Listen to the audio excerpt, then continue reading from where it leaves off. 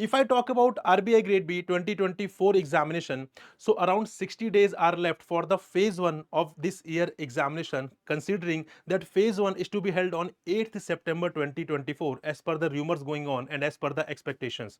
So if you have started the preparation, then well and good. If you have not started the preparation, or if you are in the middle of the preparation and are confused कि किस तरीके से अब proceed करना है in the remaining time of 60 days, so friends आपका confusion इस session के बाद खत्म हो जाएगा, बिकॉज इस सेशन में we are going to discuss each and everything कि आपको अगले 60 दिनों में, अगले 60 डेज में आपको क्या करना है, किस कंपोनेंट्स को कितना टाइम लगाना है, कंपोनेंट्स को किस सीक्वेंस में कवर करना है, और कंपोनेंट्स में से कौन से इंपॉर्टेंट टॉपिक्स हैं जो आपको प्रायोरिटी पर करना है, because they are important for the examination.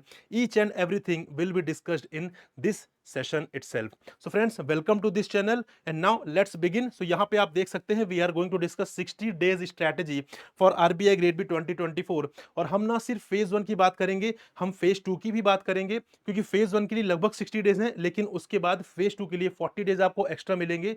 मतलब फेज 2 के लिए आपके पास लगभग 100 डेज हैं. तो फेज 1 के पहले भी फेज 2 का कंपोनेंट प्रिपेयर करना है, किस तरीके से प्रिपेयर करना है I will tell you. Phase 1 के बाद आपको जो फेज 2 का कंपोनेंट करना है उसको किस तरीके से करना है, किस कंपोनेंट को कितना टाइम देना है, क्या सोर्सेज रखने हैं, again that will be told in this session itself. तो बहुत ही इंपॉर्टेंट सेशन होने वाला है अगर आप इस साल आरबीआई के सीरियस एस्पिरेंट हैं तो. आइए फ्रेंड्स स्टार्ट करते हैं आज का बहुत important session. So first of all, before starting, one very important thing that friends join our Telegram group, क्योंकि इसके बहुत सारे एडवांटेजेस हैं, बहुत सारे बेनिफिट्स हैं. Like for example you will have the daily PDF of all YouTube sessions. वहाँ पर डिस्कशंस होते हैं, डाउट सॉल्विंग भी होती है. Then direct interaction with faculties भी आप कर सकते हैं वहाँ पे. You can have the access of quiz also, और पोल्स भी कंडक्ट कराए जाते हैं ताकि आपको बहुत सारी इंफॉर्मेशन दी जा सके. तो रेगुलेटरी बॉडी एग्जाम से रिलेटेड जो भी इंपॉर्टेंट इंफॉर्मेशन होगी आपको इस ग्रुप में मिल जाएगी. तो हियर इज द स्कैनर, आप उसको स्कैन करिए और इस ग्रुप को ज्वाइन करिए. चलिए फ्रेंड्स, अब हम समझते हैं कि पहले 60 दिनों का जो हमारा प्रिपरेशन स्टार्ट करनी है उसमें पहले 60 डेज किस तरीके से इंपॉर्टेंट होने वाले हैं और उसको आपको किस तरीके से यूटिलाइज करना है. So here is the 60 days study plan before phase 1. ठीक है, ये फेज 1 से पहले के 60 डेज स्टडी प्लान हम डिस्कस करने वाले हैं. यहाँ पे हम स्टार्ट कर रहे हैं 10th ऑफ जुलाई से. ठीक है, हम कंसिडर कर रहे हैं कि आप 10th ऑफ जुलाई से अपनी प्रिपरेशन स्टार्ट कर रहे हैं, तो किस तरीके से आपको प्रोसीड करना है that's I am going to tell you. So 10th जुलाई से 24th जुलाई तक आपको क्या कवर करना है. 10th से 24th जुलाई तक जो कि लगभग 15 डेज का टाइम है, उसमें आपको डेली रीजनिंग पढ़नी है. ठीक है, डेली आपको मैनेजमेंट पढ़ना है. और मैनेजमेंट पढ़ने का क्या मतलब है, मैनेजमेंट पढ़ने का मतलब है कि आपको पढ़ना है, आपको क्विज अटेम्प्ट करना है और आपको आंसर राइटिंग करनी है. तभी मैं मानूंगा कि आपने कंपोनेंट कंप्लीट किया, क्योंकि मैनेजमेंट जो है वो फेज 2 का पार्ट है और phase 2 is all about descriptive writing. Around 65 to 70% जो है वो वेटेज है डिस्क्रिप्टिव राइटिंग को. तो अगर आप डिस्क्रिप्टिव राइटिंग नहीं कर रहे हैं तो कहीं ना कहीं आप कॉम्पिटिशन में पीछे हो रहे हैं. ठीक है, तो यहाँ पे आपको रीजनिंग पढ़नी है 15 दिनों में स्टार्टिंग के 10th ऑफ जुलाई से. मैनेजमेंट आपको पढ़ना है along with the answer writing. And current affairs आपको पढ़ने हैं अप्रैल एंड मई मंथ के. ठीक है, and what are these percentages. So if I talk about reasoning, तो यहाँ पे आपको 40% ऑफ द टाइम लगाना है. For example if you are taking, अगर यहाँ पे आप दिन में 10 घंटे दे रहे हैं, ठीक है, वी आर कंसीडरिंग कि आप दिन में 10 घंटे पढ़ाई करेंगे अब, क्योंकि अब ओनली 60 डेज आर रिमेनिंग. तो 10 घंटे में आपको 40% टाइम, मतलब 4 घंटे आपको रीजनिंग पढ़नी है. मैनेजमेंट को 40% टाइम देना है, मतलब 4 घंटे आपको मैनेजमेंट पढ़ना है. और 20% मतलब 2 घंटे आपको यहाँ पे करंट अफेयर्स पढ़ने हैं अप्रैल और मई मंथ के. राइट, तो इस तरीके से आपको प्रोसीड करना है. नाउ नेक्स्ट 15 डेज की हम बात करें, अगर 25 जुलाई से 8 अगस्त की अगर हम बात करें तो किस तरीके से पढ़ना है आपको. देन आपको कॉन्ट पढ़ना है, क्योंकि बहुत इंपॉर्टेंट है, बहुत बड़ा पेन पॉइंट है एस्पिरेंट्स के लिए can't and reasoning in the phase 1. इसीलिए इसको बहुत अच्छे तरीके से पहले ही प्रिपेयर कर लेना है. तो कॉन्ट यहाँ पे आपको पढ़ना है. देन आपको फाइनेंस पढ़ना है और आंसर राइटिंग प्रैक्टिस करनी है, सेम जो आपने मैनेजमेंट के लिए किया था. और करंट अफेयर्स आपको कंटिन्यू करने हैं, लेकिन करंट अफेयर्स आपको यहाँ पे जून मंथ के करने हैं. ठीक है, तो यहाँ पे अप्रैल में के आपने पहले 15 दिन में कर लिए, बाद में आपने यहाँ पे जून के कर लिए. लेकिन सपोज आपने जून के थोड़ा सा पहले कंप्लीट कर लिए. ठीक है, सपोज यहाँ पे 15 डेज का टाइम दिया हुआ है और यहाँ पे आपने जो जून मंथ से करंट अफेयर्स है वो आपने 12 दिनों में ही कर ली, तो रिमेनिंग जो 3 डेज रहेंगे उसमें आप अप्रैल और मई के वापस से रिवाइज कर लीजिएगा. ऐसा नहीं कि आपने जून के कंप्लीट कर लिया फिर आप पढ़ नहीं रहे, क्योंकि शेड्यूल में नहीं है वो चीज. आपको पढ़ना है अप्रैल और मई मंथ का आप रिवीजन कर लीजिएगा, ताकि बाद में आपको काफी सहूलियत मिलने वाली है. तो इस तरीके से करेंगे 40% of the time will be given to quant, 40% for the finance and 20% for the current affairs। ठीक है, जब भी हम फाइनेंस मैनेजमेंट और ईएसआई की बात करेंगे तो इसका मतलब होगा आप पढ़ भी रहे हैं, आप ऑब्जेक्टिव मॉक्स भी दे रहे हैं और साथ में आप डिस्क्रिप्टिव राइटिंग भी कर रहे हैं, तभी ये कंपोनेंट कंप्लीट माना जाएगा, अदरवाइज वो कंपोनेंट अधूरा माना जाएगा। Now moving on to next 15 days, अगर हम बात करें अगले 15 डेज की, जो कि हमारा 9th ऑफ अगस्त से 23rd ऑफ अगस्त, इसकी अगर हम बात करें तो यहाँ पे कॉन्ट प्लस रीजनिंग का आपको रिवीजन करना है। ठीक है, अभी हमने अलग अलग पढ़ा था रीजनिंग और कॉन्ट को, अब यहाँ पे कॉन्ट और रीजनिंग को आपको साथ में पढ़ना है। और इस पे हम बहुत ज्यादा इंफेसिस क्यों कर रहे हैं, क्योंकि बहुत सारे ऐसे एस्पिरेंट्स होते हैं जो फेज 2 के लिए फुली प्रिपेयर्ड होते हैं लेकिन उनका फेज 1 क्वालिफाई नहीं हो पाता। क्यों? क्योंकि वो कॉन्ट या रीजनिंग में इंडिविजुअल कट ऑफ नहीं क्लियर कर पाते, कई बार तो उनके ओवरऑल कट ऑफ क्लियर हो जाते हैं लेकिन सेक्शनल कट ऑफ क्लियर नहीं होते हैं। इसीलिए बहुत ज्यादा इंपॉर्टेंट है कि आपको क्वांट और रीजनिंग यहाँ पे करनी ही करनी है। अब आपको स्टार्ट करना है और थ्रू आउट द आपको फेज 1 से पहले तक आपको लगातार करती रहनी, बीच में कोई भी गैप नहीं आना चाहिए। ठीक है, तो यहाँ पे क्वांट एंड रीजनिंग आपको 40% टाइम आप देंगे, मैनेजमेंट का आप रिवीजन करेंगे। ठीक है, मैनेजमेंट जो आपने अभी पढ़ी थी, यहाँ पे बीच में 15 डेज का गैप भी हो गया था, मैनेजमेंट को आपको रिवाइज करना है। देन उसके बाद करंट अफेयर्स आपको पढ़ना है जुलाई एंड अगस्त मंथ के। ठीक है, यहाँ पे आपको जुलाई और अगस्त मंथ के करंट अफेयर्स आपको यहाँ पे पढ़ने रहेंगे। राइट, टाइम यहाँ देख सकते हैं 40% टाइम आपको क्वांट और रीजनिंग के रिवीजन में लगाना है, उसके बाद 20% टाइम आपको मैनेजमेंट में लगाना है। क्यों? क्योंकि मैनेजमेंट अब आपको यहाँ पे रिवाइज करनी है। यहाँ पे जो चीजें आपने 40% टाइम के साथ लगा लिया था, अब चीजें आपको रिवाइज करनी, इसीलिए अब यहाँ पे आप उसको कम टाइम देंगे क्योंकि रिवीजन में टाइम कम लगेगा आपको। एंड करंट अफेयर्स में आपको आपको यहाँ पे 40% टाइम देना है। क्यों? क्योंकि अब आपके एग्जाम करीब आ रहे हैं और current affairs one of the most important component है फेज 1 में, क्योंकि 80 मार्क्स से करंट अफेयर्स आते हैं और 80 मार्क्स के लिए आपको 25 मिनट्स दिए जाते हैं। ठीक है, तो अब आप एग्जाम के पास आ रहे हैं तो अब आपको यहाँ पे 40% टाइम करंट अफेयर्स को देना है। मतलब कॉन्ट और रीजनिंग में 4 घंटे, करंट अफेयर्स में आपको 4 घंटे और 2 घंटे आपको मैनेजमेंट एंड रिवीजन में। वी आर कंसिडरिंग कि आप 10 घंटे एक दिन में कम से कम पढ़ाई कर रहे हैं। राइट, क्लियर है फ्रेंड्स? चलिए moving on to next 15 days, 24 अगस्त टू 7 सितंबर। यहाँ पे कॉन्ट प्लस रीजनिंग के लिए आपको 30% टाइम देना है, क्योंकि अब आप यहाँ पे पढ़ते ही आ रहे हैं through out the 10th of July से। तो यहाँ पे अब आप इसको फर्दर रिवीजन ही करते चलना, जो रिवीजन आपने यहाँ पे स्टार्ट किया था वही रिवीजन आपको यहाँ पे करना है, बट अब टाइम कम लगेगा क्योंकि आप लगातार उसको पढ़ते हुए आ रहे थे। ठीक है, तो यहाँ पे पिछले 1.5 महीने से, तो अब यहाँ पे आपको कॉन्ट और रीजनिंग के लिए 30% टाइम देना है। करंट अफेयर्स आपको रिवाइज करना है, सारे जो आपने पढ़े थे अप्रैल से लेके अप्रैल मई जून जुलाई अगस्त तक के सारे करंट अफेयर्स आपको यहाँ पे प्रिपेयर करना है, रिवाइज करना है, जिसके लिए आप 50% टाइम देंगे। क्योंकि friends if I talk about phase 1, तो फेज 1 में जो ओवरऑल कट ऑफ क्लियर होता है वो जनरल अवेयरनेस और इंग्लिश की हेल्प से ही होता है मोस्ट ऑफ द कैंडिडेट्स का। अगर आपको लग रहा है कि आप कॉन्ट और रीजनिंग की हेल्प से ओवरऑल कट ऑफ क्लियर कर पाएंगे तो शायद आप मिस्टेक कर रहे हैं, अगर आप बहुत ही एक्सपर्ट ना हो इन सब्जेक्ट्स में। अदरवाइज होता क्या है, जो स्ट्रैटेजी रखनी चाहिए वो इस तरीके से रखनी चाहिए कि कॉन्ट और रीजनिंग में मैं कट ऑफ से कुछ मार्क्स ऊपर लेकर आ जाऊं और इंग्लिश और जीए की हेल्प से मैं ओवरऑल कट ऑफ यहाँ पे क्लियर करूं। ठीक है, इसीलिए करंट अफेयर्स हमने जब पढ़ना चालू किया उसको हम ब्रेक नहीं दे रहे हैं, बल्कि उसका टाइम हमने फर्दर बढ़ा दिया। अब यहाँ पे लास्ट 15 डेज में आपको क्या करना है, 50% टाइम आपको करंट अफेयर्स में ही लगाना है। ठीक है, and you have to give full length mock test. Last के 15 डेज में आपको फुल लेंथ मॉक्स देने हैं, जितने ज्यादा आप दे सकते हैं। तो 10 घंटे में से आपको यहाँ पे 5 घंटे आपको करंट अफेयर्स पढ़ने हैं, 3 घंटे आपको कंटेंट रीजनिंग प्रैक्टिस करनी है और बचे 2 घंटे में आपको फुल लेंथ मॉक्स देने हैं, जो एक्चुअल में 2 घंटे आपको एग्जाम में मिलते हैं। इसीलिए आपको यहाँ पे 2 घंटे में फुल लेंथ मॉक्स देने हैं 15 डेज में। लास्ट के जितना ज्यादा आप दे सकते हैं उतना ज्यादा आप दीजिए। राइट, तो इस तरीके से आपको स्टडी प्लान बनाना है फ्रेंड्स। अगर आपके पास कोई अपना स्टडी प्लान नहीं है तो आप इसको फॉलो कर सकते हैं। अगर आपके पास अपना स्टडी प्लान है और आपके लिए अच्छा काम कर रहा है फ्रेंड्स, तो आप उसे ही फॉलो करिए, आप कोई नया स्टडी प्लान मत रखिए। लेकिन अगर आप कंफ्यूज है, मुझे समझ नहीं आ रहा किस तरीके से प्रोसीड करूं, so this study plan you can follow, this will definitely help you.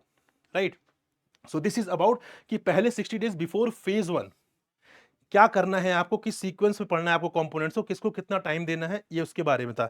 हम बात करेंगे कि फेज 1 के बाद जो आपको लगभग 40 डेज मिलेंगे उसमें क्या करना है, लेकिन उससे पहले हम डिस्कस करते हैं कि यहाँ पे आपको बेसिकली किस तरीके से क्या क्या पढ़ना है किसी भी कंपोनेंट में। जो फेज 1 के कंपोनेंट्स हैं या फेज 2 के जो कंपोनेंट्स हैं उसमें क्या क्या चीजें पढ़नी है। ठीक है, तो यहाँ पे first of all let's discuss about the general awareness current affairs, which is a very very important component in the phase 1। 80 marks का कंपोनेंट है, आपको पता ही है। ठीक है, तो यहाँ पे बेसिकली क्या करना है आपको, here you can see the division of 70 marks का यहाँ पे हमने डिवाइड किया हुआ है लगभग 70 मार्क्स को, क्योंकि 10 मार्क्स के लगभग स्टैटिक करंट अफेयर्स आते, सॉरी स्टैटिक जीए आती, ठीक है, स्टैटिक जीए आती लगभग 10 मार्क्स की। तो यहाँ पे हमने 70 मार्क्स का ब्रेकअप दिया हुआ है, जो स्कीम से आपके एग्जाम में लगभग 10 मार्क्स की आती है। रिपोर्ट्स लगभग 5 मार्क्स की आती है। Then if I talk about RBI notifications, press releases and annual report लगभग 7 to 8 मार्क्स के आ जाते हैं। Then union budget and economic survey लगभग 2-3 मार्क्स के क्वेश्चन आ जाते हैं। Then ESI and finance current affairs लगभग 25 से 30 मार्क्स के आ जाते हैं। एंड अदर करंट अफेयर्स लगभग 25 से 30 मार्क्स के आ जाते हैं। तो ये पूरा ब्रेकअप है 70 मार्क्स का, क्योंकि आपको पता है फेज 1 में करंट अफेयर्स होता है 80 मार्क्स का, उसमें से 70 मार्क्स का ब्रेकअप लगभग लगभग ये है। थोड़ा बहुत वेरिएशन हो सकता है, बट अभी तक का जो ट्रेंड है उसके अकॉर्डिंग अकॉर्डिंग यही चीजें फॉलो की जाती है। Now if I talk about static GA, जो 10 मार्क्स का स्टैटिक जीए होता है, ठीक है, 10 मार्क्स का जो स्टैटिक जीए होता है, स्टैटिक जीए मतलब कैसे कि आपने नेशनल पार्क कहाँ पे है कौन सा, वो आपने याद कर लिया, ठीक है, बहुत सारे जो स्टैटिक जीए होते हैं वो सारी चीजें। लेकिन अब आपको वो कन्वेंशनल तरीका नहीं फॉलो करना है, राइट। कौन से फॉरेस्ट कहाँ पर हैं, कौन से माउंटेन्स कहाँ पर हैं, ठीक है, कौन से नेशनल पार्क्स कहाँ पर हैं, इस टाइप की चीज़ें जो है, जो स्टैटिक जी होती है। अब आपको 10 मार्क्स के लिए उस तरीके का पैटर्न फॉलो नहीं करना, बल्कि आपको क्या करना है, अब जो ट्रेंड है वो जनरली ये है कि यहाँ पर जो स्टैटिक जी आएगा वो करंट में से ही डिराइव किया जाता है। फॉर एग्जाम्पल अभी रिसेंटली आपको पता है कि इंडिया ने T20 वर्ल्ड कप जीता है, ठीक है, and for that congratulations friends, आप सभी को बहुत बहुत बधाई कि इंडिया ने वर्ल्ड कप जीता है। तो आपको पता है कि इंडिया ने वर्ल्ड कप जीता है, ये करंट न्यूज हो गई, लेकिन इसमें से स्टैटिक क्या डिराइव किया जा सकता है, इसमें से स्टैटिक ये डिराइव किया जा सकता है कि आईसीसी जो कि यहाँ पे वर्ल्ड कप कंडक्टिंग बॉडी है, उसका हेडक्वार्टर कहाँ पर है, राइट। तो अब आप ऐसे नहीं बोल सकते कि सडनली ये क्वेश्चन पता नहीं कहां से आ गया, ये क्वेश्चन था, आपके करंट अफेयर्स का पार्ट था, लेकिन आपने ध्यान नहीं दिया उसको। तो ये चीज आपको ध्यान रखनी है कि अब जो करंट अफेयर्स में से क्वेश्चन पूछे जाते हैं स्टैटिक वाले, वो करंट अफेयर्स में से ही डिराइव किए जाते हैं मोस्टली। और साथ में कुछ क्वेश्चन आपको फाइनेंस के मिल जाएंगे, ठीक है, कुछ क्वेश्चन आपको फाइनेंस के मिल जाएंगे, कुछ क्वेश्चन आपको इकोनॉमिक्स के मिल जाएंगे या ईएसआई के मिल जाएंगे, जो आपका फेज 2 का कंपोनेंट है, जो आपने ऑलरेडी पढ़ा है या जो आप पढ़ोगे अभी फेज 1 से पहले, उसमें से भी कुछ क्वेश्चंस आपको मिल जाएंगे इस 10 स्टैटिक वाले करंट अफेयर्स में से, करंट जीए में से, ठीक है। जो स्टैटिक जी आपका 10 मार्क्स का, उसमें आपको लगभग कुछ फाइनेंस के टॉपिक मिल सकते हैं, कुछ ईएसआई के मिल सकते हैं, और कुछ करंट में से ही डिराइव किए जाएंगे, वो वाले टॉपिक्स भी हो जाएंगे। Got it. नाउ एक और बहुत इंपॉर्टेंट चीज है यहाँ पर कि आपको पढ़ना कितने दिन का करंट अफेयर्स है। बहुत सारे लोग होते हैं जो आपको बोलते हैं कि आपको 2 साल पहले करंट अफेयर्स पता होना चाहिए, आपको 3 साल पहले का पता होना चाहिए। जी नहीं, आपको यहाँ पे 5 मंथ्स बिफोर द फेज 1 आपको पढ़ना है, मतलब अप्रैल मई जून जुलाई एंड अगस्त के करंट अफेयर्स आपको पढ़ने हैं, क्योंकि मोस्ट ऑफ द पेपर जो होता है जनरली पिछले 5 महीनों में से ही आता है। लेकिन अगर किसी कारणवश आप नहीं पढ़ पा रहे हैं, ठीक है, 5 मंथ के, क्योंकि आपने बहुत लेट प्रिपरेशन स्टार्ट की है, तो एटलीस्ट आप 3 मंथ से करंट अफेयर्स तो पढ़िए, 3 मंथ्स बिफोर द एग्जामिनेशन, इतना तो आप कवर करिए। इतना भी आप कवर कर लेंगे तो काफी अच्छा वेटेज रहता है पिछले 3 महीने का। लेकिन आइडियली आपको 5 मंथ्स के करने हैं, अप्रैल में जून जुलाई एंड अगस्त। और इसीलिए हमने अपने शेड्यूल में वो चीज डिस्कस भी की थी कि अप्रैल से आपको करंट अफेयर्स स्टार्ट करने हैं, और कब तक पढ़ने हैं, till 1 week before the examination, ठीक है। तो आपका एग्जाम एक्सपेक्टेड है 8 सितंबर को, तो आप लगभग 31 अगस्त तक के करंट अफेयर पढ़ लीजिएगा, उतने आपके एग्जाम में आ सकते हैं, राइट। सो इस तरीके से आपको करंट अफेयर्स पढ़ना है। सोर्सेस क्या रख सकते हैं आप, द हिंदू पढ़िए, ठीक है, द हिंदू पढ़ना है आपको। देन आपको आरबीआई की नोटिफिकेशन के लिए आपको आरबीआई की वेबसाइट पढ़ना है। यहाँ पे आपको नोटिफिकेशन, प्रेस रिलीजेज, और जो यहाँ पे रिपोर्ट्स रिलीज होती हैं, अलग अलग रिपोर्ट्स रिलीज करती है आरबीआई, प्लस आरबीआई की एनुअल रिपोर्ट, वो सारी आप यहाँ से रिजर्व बैंक ऑफ इंडिया की जो वेबसाइट है वहाँ से पढ़ सकते हैं। एंड देन आपको पीआईबी पढ़ना है। पीआईबी से बहुत सारी चीज़ें आपको पता चलेंगी, मिनिस्ट्रीज जो भी चीज़ रिलीज करती हैं, जो भी, तो उससे रिलेटेड जो ईएसआई और फाइनेंस करंट अफेयर्स होते हैं वो आपको वहाँ पर रिस्पेक्टिव एरियाज में मिल जाएंगे पीआईबी में। उसके लिए आपको पीआईबी से कवर करना है। और उसके बाद आपको प्रीवियस ईयर पेपर्स देखना है। प्रीवियस ईयर पेपर्स आपको इसलिए नहीं देखना कि आपको वो क्वेश्चन सेम आने वाले हैं। प्रीवियस ईयर पेपर आपको इसलिए देखना है कि कोई भी अगर न्यूज़ है तो उसको किस फॉर्म में क्वेश्चन के रूप में बनाकर पूछा जाता है, उसको एनालिसिस के लिए आपको देखना है। ना कि आपको क्वेश्चन इस एक्सपेक्टेशन के साथ कि सेम क्वेश्चन मेरे इस साल भी आएगा, क्योंकि करंट अफेयर्स का क्वेश्चन इस साल नहीं आएगा, जो लास्ट ईयर आया था वो लास्ट ईयर का करंट अफेयर्स था, ठीक है। तो इसलिए प्रीवियस ईयर क्वेश्चन आपको एनालिटिकल पॉइंट ऑफ व्यू से देखना है। तो ये आपके सोर्सेज रहने वाले हैं फॉर द करंट अफेयर्स, और ये आपकी स्ट्रैटेजी रहने वाली है for the current affairs. Now if I talk about the quantitative aptitude friends, तो आपको पता है कि यहाँ पे बेसिकली 30 मार्क्स का आपका क्यूए वाला कंपोनेंट है, जिसके लिए आपको 25 मिनट्स मिलेंगे, ठीक है। 25 मिनट्स आपको दिए जाएंगे फॉर 30 मार्क्स। तो उसके लिए क्या आप सारा कुछ कर सकते हैं? द आंसर इज नो, सारा कुछ आप नहीं कर सकते हैं। और क्या इसकी जरूरत है? इसकी जरूरत भी नहीं है। तो आप कर भी नहीं सकते और जरूरत भी नहीं है। ठीक है, आपका फोकस क्या रखना है, आपका फोकस रखना है कि जो भी कट ऑफ है, जो कि अगर हम बात करें पिछले 2-3 साल के कट ऑफ की, so that is around 4.5 marks. ठीक है, 4.5 मार्क्स इसकी कट ऑफ रही है पिछले 2-3 सालों में। तो कट ऑफ से लगभग 4-5 मार्क्स आपके ऊपर आ जाए, क्वांट और रीजनिंग में यही आपकी स्ट्रेटेजी काम करने वाली है।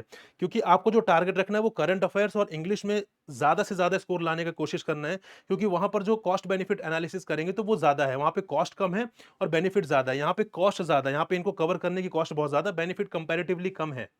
ठीक है, तो यहाँ पे आपको 25 मिनट में से आपको 30 मार्क्स का पेपर अटेम्प्ट करना है, बट द रियल थिंग इसकी आपको 30 क्वेश्चन पूरे नहीं अटेम्प्ट करने हैं। ठीक है, वो पॉसिबल भी नहीं है आपके लिए 25 मिनट में 30 क्वेश्चन, वो भी कौन जैसे प्रैक्टिकल सब्जेक्ट के अटेम्प्ट कर पाना। तो स्ट्रैटेजी बनाइए कि मुझे लिमिटेड टॉपिक्स ही करने हैं, और वो लिमिटेड टॉपिक्स कौन से हो सकते हैं, these can be the limited topics: simplification and approximation, number series, quadratic equation, basic percentage, basic ratio, interest, profit and loss, time and work, time and distance. इतना आप कर लीजिए। इसके बाद अगर टाइम बच रहा है तो डीआई भी कर लीजिए, अर्थमेटिक जो डीआई है वो भी कर लीजिए। इन्हीं टॉपिक्स में से डिराइव किए जाते हैं क्वेश्चन डीआई वाले, अर्थमेटिक डीआई के, तो वो आप कर सकते हैं। बेसिकली ये टॉपिक्स आपकी हेल्प करेंगे। ठीक है, बट इनको इस लेवल पर करिएगा कि इनमें से कोई भी क्वेश्चन आए तो उनको आप अच्छे से अटेम्प्ट कर सकें। ऐसा नहीं कि फिर इनमें से भी कुछ क्वेश्चन आ रहे हैं आप उनको भी नहीं कर रहे हैं। ठीक है, हम इतनी बड़ी लिस्ट नहीं बता रहे हैं चीजों को करने के लिए, हम बस अब इतनी सी लिस्ट बता रहे हैं, लेकिन उस लिस्ट को आपको बहुत अच्छे तरीके से करना है। राइट, तो ये टॉपिक्स आप करिए, these topics will definitely help you.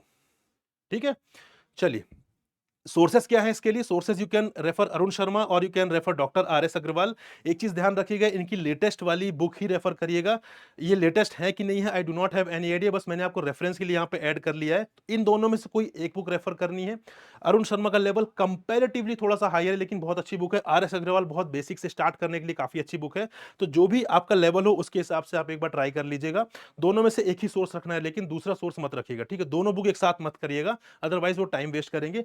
Previous year question जरूर सॉल्व करिएगा, यहाँ पे क्वेश्चन ही सॉल्व करिएगा, क्योंकि सेम कंसेप्ट रिपीट हो सकता है, क्वेश्चन नहीं बट कंसेप्ट रिपीट हो सकता है। ठीक है, स्टैटिक का यही खूबी है कि स्टैटिक में कंसेप्ट रिपीट किए जा सकते हैं, इसलिए प्रीवियस ईयर पेपर जरूर सॉल्व करिएगा। उससे आपको कॉन्फिडेंस भी आएगा और आपको पता चलेगा कि आपकी जो प्रिपरेशन है वो सही डायरेक्शन में जा भी रही है कि नहीं, आपको जिस लेवल की रिक्वायरमेंट है उस लेवल पर आप पढ़ रहे हैं कि नहीं पढ़ रहे हैं। ठीक है, वो आपको कैसे पता चलेगा? जब आप प्रीवियस ईयर पेपर्स यहाँ पे देखेंगे। Got it?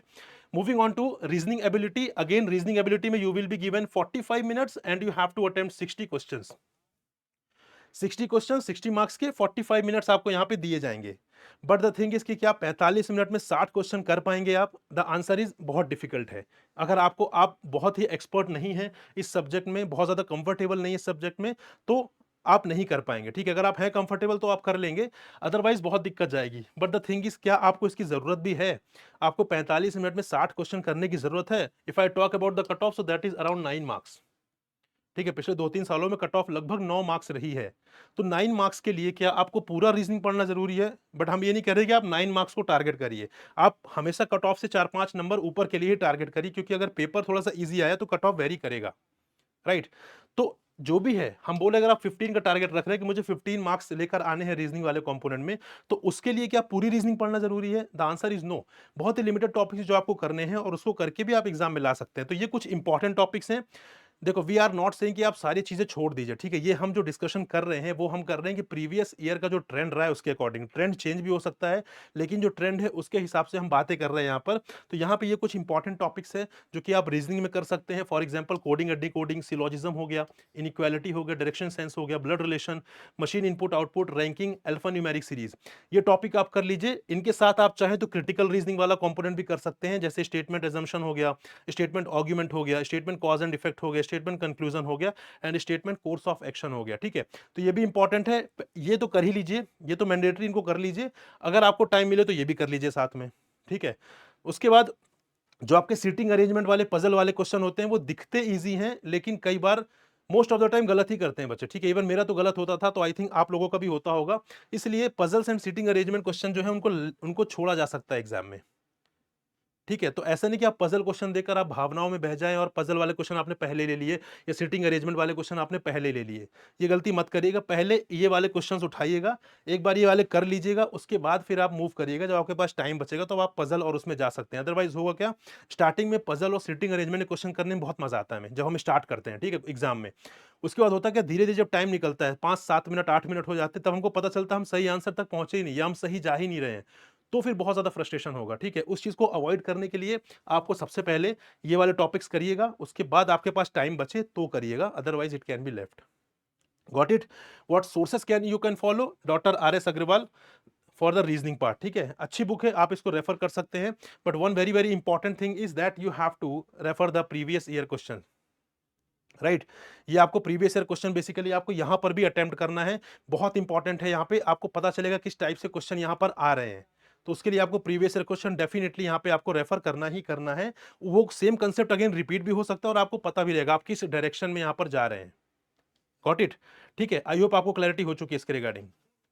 चलिए, moving on to next part, that is phase one English के लिए। तो इंग्लिश के लिए सिंपल अप्रोच रखनी है आपको, यहाँ पे रिवर्स इंजीनियरिंग वाली अप्रोच रखनी है। यहाँ पे चीजों को पढ़ने मत जाइए बहुत ज्यादा, यहाँ पर फोकस करिए मॉक्स के थ्रू आप किस तरीके से यहाँ पे इंग्लिश वाला कंपोनेंट कर सकते हैं, ठीक है? इंग्लिश जनरली हम बचपन से पढ़ते आ रहे हैं, तो वो थोड़ा सा ग्रामेटिकल अंडरस्टैंडिंग रहती है हमारी, तो वापस से आप अगर नए सिरे से ग्रामर सीखने के लिए जाएंगे तो बहुत टाइम लग जाएगा।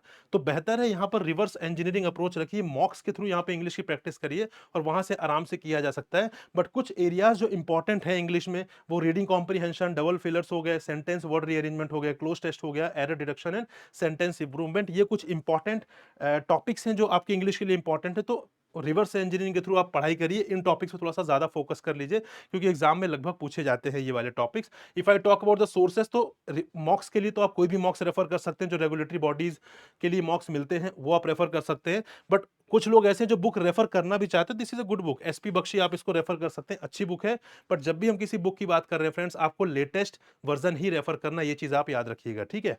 Along with that previous year papers आपको करना है, आपको पता है प्रीवियस ईयर पेपर बहुत इंपॉर्टेंट है, स्पेशली ऐसे एग्जाम का जिसका जो लेवल है थोड़ा सा टफ है, ठीक है? तो आपको प्रीवियस ईयर पेपर जरूर देखना है।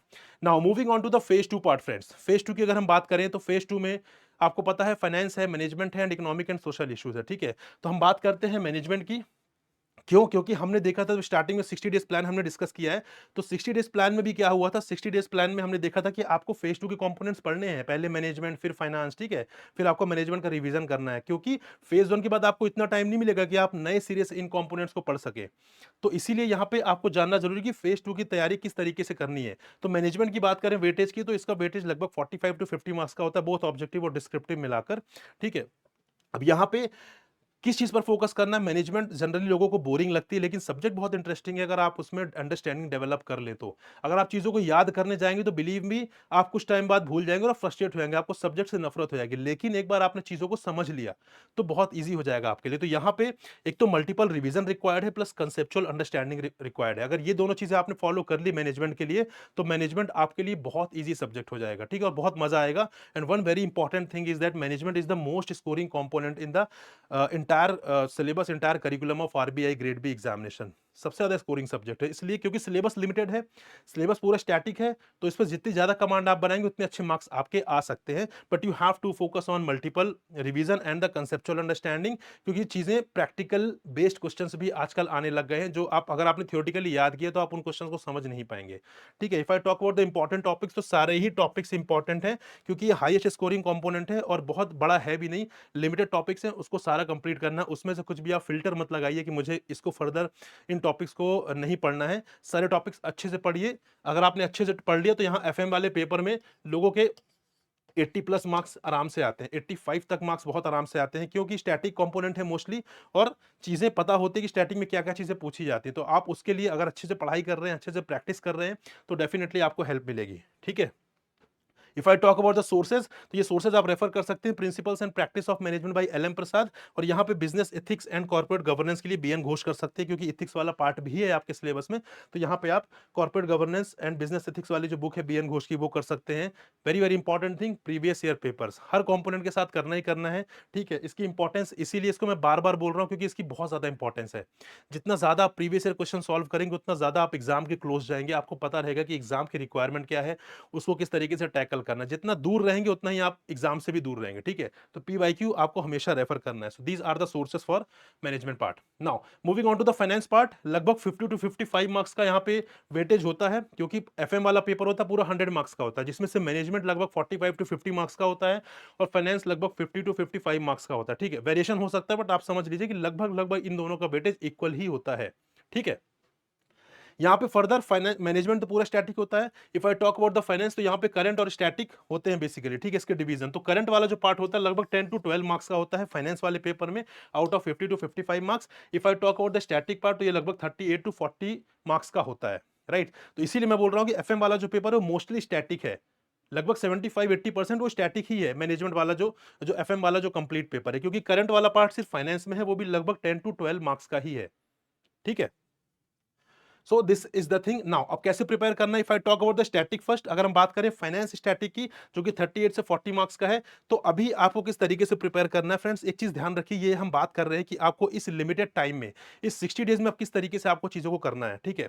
ओवरऑल तो आप अगले साल के लिए प्रिपेयर कर रहे हैं तो आपको सारा कुछ अच्छे तरीके से पढ़ना है, but if you are preparing for this year and since only 60 days are left, तो उसमें किस तरीके से आप चीजों को पढ़ सकते हैं, किस तरीके से आपको अप्रोच करना है, this is what we are discussing.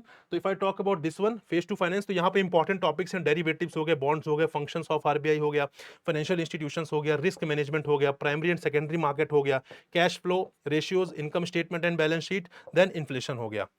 क्या इतने ही टॉपिक्स करने हैं? The answer is no.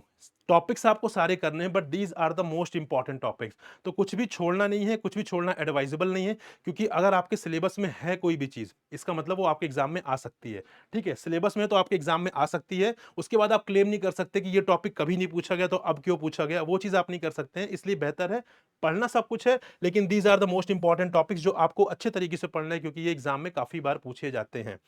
Got it.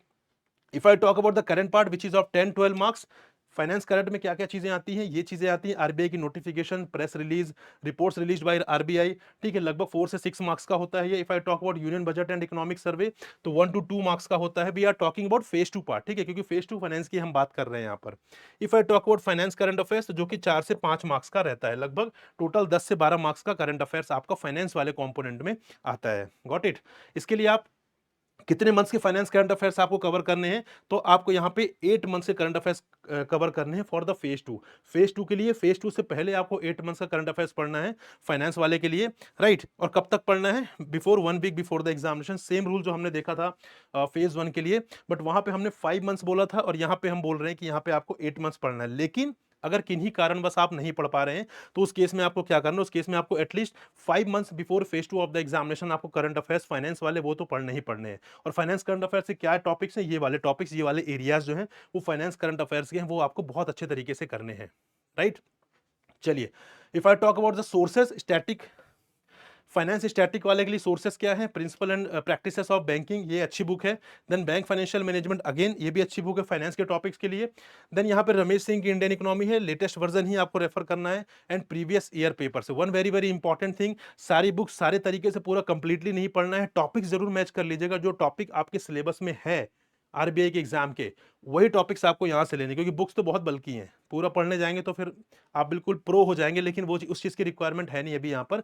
तो बुक्स में से वही टॉपिक्स पढ़ने हैं जो आपके सिलेबस का पार्ट है। Got it. And again very very important thing, previous year paper, जो हम बार बार जिसको हम डिस्कस कर रहे हैं लगातार, right. If I talk about the sources for current affairs of finance, तो आरबीआई नोटिफिकेशन, प्रेस रिलीजेस, कहां से पढ़ेंगे आप? आरबीआई की वेबसाइट से पढ़ेंगे, हमने पहले भी डिस्कस किया था फेज वन वाले पार्ट में। लाइव मिंट वाला पेपर आप रेफर कर सकते हैं या हिंदू भी रेफर कर सकते हैं, दोनों ही इंपॉर्टेंट हैं, दोनों ही अच्छे हैं। Previous year paper again very very important, that you have to refer. Then union budget, annual report by RBI, reports on trends in banking industry by RBI, financial stability report by RBI and reports on currency and finance. ये कुछ ऐसी important report है जो आपके objective point of view से तो important है ही, आपके डिस्क्रिप्टिव पॉइंट ऑफ व्यू से भी बहुत इंपॉर्टेंट है। इफ यू सी द 2023 वाला पेपर ईएसआई में, वहां पे जो रिपोर्ट्स आपके सिलेबस में है वहां से क्वेश्चन पूछे गए थे। तो रिपोर्ट्स जब भी आप पढ़े, अब आपका जो ओरिएंटेशन है, जो तरीका है पढ़ने का, वो बदलने की जरूरत है। आप जब भी करंट अफेयर्स पढ़ रहे हैं उसको इस हिसाब से पढ़िए कि वो ऑब्जेक्टिव के हिसाब के भी रहेंगे और डिस्क्रिप्टिव के लिए भी आप पढ़ रहे हैं, किसी एक चीज के लिए नहीं पढ़िए। आपको पढ़ना एक ही बार है करंट अफेयर्स, लेकिन दोनों चीजों को ध्यान रखना कि इसका यूज आप ऑब्जेक्टिव के लिए भी कर सकते हैं और डिस्क्रिप्टिव के लिए भी कर सकते हैं।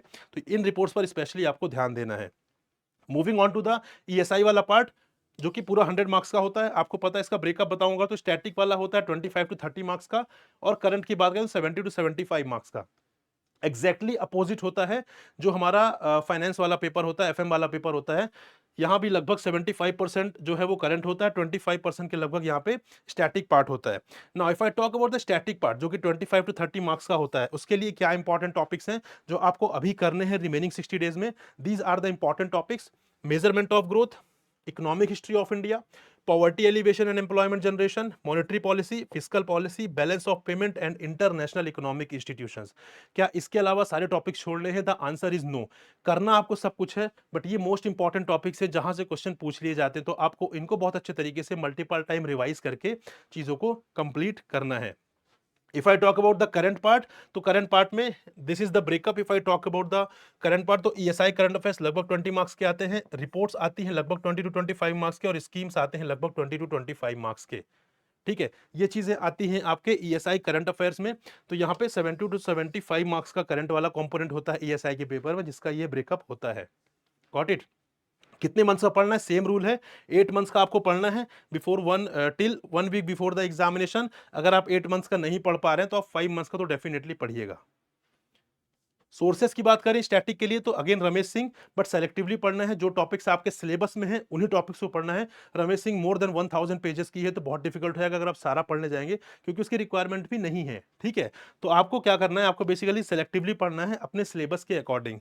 देन फॉर सोशल इश्यूज वाला पार्ट, इकोनॉमिक्स के लिए this will help. Social issues के लिए राम आहूजा काफी अच्छी बुक है, वो आप रेफर कर सकते हैं। बट सोशल इश्यूज कुछ ऐसा होता है जिसमें बहुत ज्यादा आपको पढ़ने की जरूरत नहीं होती, उसमें ऑब्जर्वेशन लगता है, उसमें जो हमारे आसपास चल रहा होते हैं चीजें, उनको ऑब्जर्व करके ही आपको चीजें कंप्लीट करनी होती हैं। बट एक बार फिर भी कुछ फॉर्डर के लिए, कुछ पॉइंटर्स के लिए you can refer this book, this is a very good book. But along with that previous year papers जो हमने हर बार डिस्कस किया, ठीक है, ये आपको रेफर करना ही करना है। करंट अफेयर्स के लिए you can read Hindu, you can read PIB पढ़ना है आपको, and then previous year papers you have to refer. ठीक है, वो आपको रेफर करने ही करने हैं, उसको बोलने की ज्यादा जरूरत है नहीं। Now guys, this was about the कि फेज 1 से पहले आपको क्या क्या पढ़ना है। मैंने सोर्सेज भी बता दिए, मैंने टॉपिक्स भी बता दिए कि किस तरीके से आपको प्रोसीड करना है, किस सीक्वेंस में करना है। जैसे ही आपका 8 तारीख को 8 सितंबर को फेज 1 हो जाएगा, जो कि एक्सपेक्टेड है, र्यूमर्स है कि 8 सितंबर को पेपर है, हम मान के चल रहे हैं कि 8 तारीख को पेपर है। जैसे ही पेपर हो जाएगा उसके बाद आपको रिजल्ट का वेट नहीं करना है, उसके इमीडिएटली बाद आपको फेज 2 की प्रिपरेशन स्टार्ट कर देनी है। ठीक है, फेज 2 की प्रिपरेशन आप किस तरीके से करेंगे? यू विल हैव रफली 40 days in your hand after phase 1। सो आपको वेट नहीं करना है, 8 को आप पेपर देकर आएंगे, प्रॉपर रेस्ट करिएगा। 9th से अपनी प्रिपरेशन स्टार्ट करिएगा, 9 से 18 सितंबर 10 डेज का टाइम है। इसमें आपको करना है ESI plus answer writing, 40% time इसको देंगे आप। ठीक है, अगेन वी आर कंसिडरिंग कि आप 10 आवर्स ही दे रहे हैं यहाँ पर। ठीक है, यहाँ पे ईएसआई, क्योंकि आपने फेज 1 से पहले ईएसआई नहीं किया था, अब आप यहाँ पे ईएसआई करेंगे। और करने का क्या मतलब है, जब आप ईएसआई करेंगे उसका मतलब है आप आंसर राइटिंग भी कर रहे हैं और आप साथ में क्विज भी सॉल्व करते जा रहे हैं। देन डिस्क्रिप्टिव इंग्लिश वाला कंपोनेंट है, उसके लिए आपको 4 घंटे देने हैं। वहां पे ऐसे प्रेसी और रीडिंग कॉम्प्रिहेंशन वाला जो कंपोनेंट है उसको अच्छे से प्रिपेयर करना है। उसको जनरली क्या करते हैं, हम अंडर एस्टिमेट करते हैं कि इंग्लिश हम बचपन से लिखते आ रहे हैं, हम लिख लेंगे, लेकिन वो गलती आपको नहीं करनी है। ठीक है, वो चीज़ याद रखिएगा। यहाँ पे अच्छे से 10 दिन में आराम से प्रैक्टिस करिए, चीज़ों को समझिए। एंड देन करंट अफेयर्स आपको रिवाइज करना है अप्रैल, मई, जून, जुलाई एंड अगस्त के। ठीक है, इन 5 महीनों का करंट अफेयर्स आपको रिवाइज करना है। क्या 10 दिन में हो जाएंगे? बिल्कुल हो जाएंगे। क्यों? क्योंकि सारे आपने पहले ही पढ़ रखे हैं, आपने फेज 1 से पहले ही ये सारे करंट अफेयर्स पढ़ लिए थे। बस यहाँ पे अब आपको रिवाइज करना है, क्योंकि फेज 2 के लिए भी इंपॉर्टेंट है। तो 4 घंटे ईएसआई के लिए, 4 घंटे डिस्क्रिप्टिव इंग्लिश के लिए, और 2 घंटे यहाँ पे करंट अफेयर्स के रिवीजन के लिए। इन मंथ्स के करंट अफेयर्स आपको रिवाइज करने हैं अप्रैल में, जून, जुलाई एंड अगस्त। राइट, इस तरीके से आपको यहाँ पे प्रोसीड करना है। Now moving on to next 15 days की अगर हम बात करें यहाँ पे, तो अगले 15 दिन मतलब यहाँ पे 19 सितंबर टू 3 अक्टूबर क्या करना है आपको? बेसिकली फाइनेंस वाला कंपोनेंट रिवाइज करना है। क्यों? क्योंकि फेज 1 से पहले आपने मैनेजमेंट तो रिवाइज कर ली थी, लेकिन आपने फाइनेंस रिवाइज नहीं की थी। ठीक है, तो यहाँ पे अब आपको फाइनेंस रिवाइज करना है। फाइनेंस रिवाइज करेंगे, साथ में मैनेजमेंट भी आप रिवाइज करेंगे, क्योंकि अब गेम जो है पूरा एफएम और ईएसआई का ही रह गया। ठीक है, एंड डिस्क्रिप्टिव इंग्लिश, तो मैनेजमेंट आप रिवाइज करेंगे, और करंट अफेयर्स आप पढ़ेंगे सितंबर मंथ का। ठीक है, यहाँ पे इस ड्यूरेशन में आप सितंबर मंथ का करंट अफेयर पढ़ेंगे। क्यों? क्योंकि आपने फेज 1 के टाइम पे ये नहीं पढ़ा था, फेज 1 में आपने सिर्फ अगस्त तक के लिए पढ़ा था। फेज 2 के लिए अब आप सितंबर का करंट अफेयर्स पढ़ेंगे, क्योंकि सितंबर और अक्टूबर, ठीक है, दोनों ही इंपॉर्टेंट रहेंगे। अक्टूबर का जब तक भी हो जाएगा तब तक का, और सितंबर पूरा मंथ बहुत इंपॉर्टेंट रहने वाला है। तो यहाँ पे ये चीज कवर करेंगे इस ड्यूरेशन में। देन नेक्स्ट हम बात करें 4th to 18th अक्टूबर में आप क्या करेंगे, तो यहाँ पे आप फाइनेंस का रिवीजन, मैनेजमेंट का रिवीजन कंटिन्यू करेंगे जो आपने पहले किया था, क्योंकि अब यही टॉपिक्स बहुत इंपॉर्टेंट है, यही कंपोनेंट्स बहुत इंपॉर्टेंट है, ये आपको करना रहेगा। एंड करंट अफेयर्स आपको अक्टूबर मंथ के करने रहेंगे, ठीक है, अक्टूबर मंथ के करंट अफेयर्स आपको करने रहेंगे यहाँ पे। And along with that full length mocks आपको देने हैं यहाँ पर, फुल लेंथ मॉक्स आपको देना स्टार्ट करना। मॉक्स हमेशा देना है, जब भी आप किसी भी एग्जाम में जा रहे हैं उसके पहले आपको मॉक्स जरूर देने हैं, ठीक है, वो बहुत इंपॉर्टेंट चीज है, उसको आपको मिस आउट नहीं करना है। सो यहाँ पे 30% टाइम आपको फाइनेंस के लिए देना है, 20% मैनेजमेंट के लिए देना है, क्योंकि मैनेजमेंट के लिए आपका ये थर्ड रिवीजन होगा काइंड ऑफ। यहाँ पर आपने सेकंड रिवीजन आपने एक बार रिवाइज पहले ही कर लिया था, ये थर्ड रिवीजन और ये वाला फोर्थ रिवीजन है, ठीक है, तो काफी रिवाइज कर ले। यहाँ पे कंपैरेटिवली कम टाइम देंगे, 30% फॉर करंट अफेयर्स, क्योंकि ईएसआई में भी करंट अफेयर्स बहुत इंपॉर्टेंट है, फाइनेंस में भी करंट अफेयर्स आते हैं, तो उसके लिए टाइम चाहिए रहेगा आपको। तो अक्टूबर मंथ के करंट अफेयर्स यहाँ पे, और साथ में आपको रिवाइज भी करना है, ठीक है। अक्टूबर मंथ के तो आपने कर लिए, 15 दिन में सिर्फ एक महीने के तो नहीं करेंगे आप, तो ये पहले वाले जो आपने पढ़े हैं सारे के सारे आपको अक्टूबर मंथ के साथ रिवाइज भी करना है। अक्टूबर में भी आप लगभग 12-13 तारीख तक के करंट अफेयर्स पढ़ने हैं, क्योंकि 20th को एग्जाम एक्सपेक्टेड है, तो एक वीक तक के आप छोड़ सकते हैं, लास्ट के 1 वीक वाले। तो जब आप 11 से 12 13 अक्टूबर तक के पढ़ेंगे, तो उसके साथ साथ आपको अगस्त के भी रिवाइज करने होंगे, सितंबर के भी रिवाइज करने होंगे, और अप्रैल से लेके आप पूरा सितंबर अक्टूबर तक पूरा रिवाइज करना रहेगा आपको। And then full length mocks आपको देने हैं, 20% टाइम हमने डिवोट किया इसके लिए, यहाँ पे आपको फुल लेंथ मॉक्स देने हैं, right. What about last day, अगर एग्जाम 20th को, तो 19th को कुछ भी नहीं करना है, 19th को आपको प्रॉपर एकदम रेस्ट लेना है। क्यों? क्योंकि 20th को आपको लगभग 5.5 घंटे एग्जाम देना है, ठीक है, 2 घंटे फाइनेंस का, 2 घंटे एफएम वाला कंपोनेंट है, 2 घंटे ईएसआई वाला कंपोनेंट है, और 1.5 घंटे आपका डिस्क्रिप्टिव इंग्लिश रहेगा। तो लगभग 5.5 घंटे, जो कि काफी हैक्टिक है एग्जामिनेशन के लिए, एग्जामिनेशन पॉइंट ऑफ व्यू से। तो आपको 19th अक्टूबर को प्रॉपर रेस्ट करना है, कुछ भी नहीं पढ़ना है। अगर आपने पहले पढ़ाई कर ली थी तो आप अपना बेस्ट दे देंगे, एक दिन के पढ़ने या ना पढ़ने से कोई फर्क नहीं आने वाला, ठीक है। पहले अगर आपने पढ़ा होगा तो आप अपना बेस्ट दे देंगे, नहीं पढ़ा होगा तो भी एक दिन में कोई बहुत बड़ा डिफरेंस नहीं आने वाला। तो 19th को प्रॉपर रेस्ट करिएगा, उसके पहले का प्लान हमने ये डिस्कस कर लिया है। और इन कंपोनेंट्स के लिए आप कैसे पढ़ाई करेंगे वो हमने ऑलरेडी देख लिया, कि फाइनेंस में क्या टॉपिक्स इंपॉर्टेंट है, मैनेजमेंट में क्या इंपॉर्टेंट है, ईएसआई में क्या इंपॉर्टेंट है, वो सारी चीजें हमने ऑलरेडी देख ली हैं, ठीक है। So friends, this is all for this session. I hope आपको क्लैरिटी हो चुकी कि अगले 60 दिनों में आपको किस तरीके से प्रोसीड करना है। One thing I am repeating, कि if you have any plan, वो आपके लिए अगर काम कर रहा है तो फ्रेंड्स उसको ही कंटिन्यू करिए, कोई नया प्लान मत लाइए। लेकिन अगर आपके पास प्लान नहीं है, ठीक है, आप डायरेक्शन लेस हैं, आपको नहीं पता किस तरीके से मूव करना है, तो आप ये प्लान रेफर कर सकते हैं, दिस में हेल्प यू, ठीक है। So thank you very much friends, I hope ये सेशन काफी अच्छा लगा आपको, और कमेंट करके जरूर बताइएगा ये सेशन कैसा लगा, और क्या ये स्ट्रेटेजी आप फॉलो करने वाले हैं या नहीं फॉलो करने वाले हैं।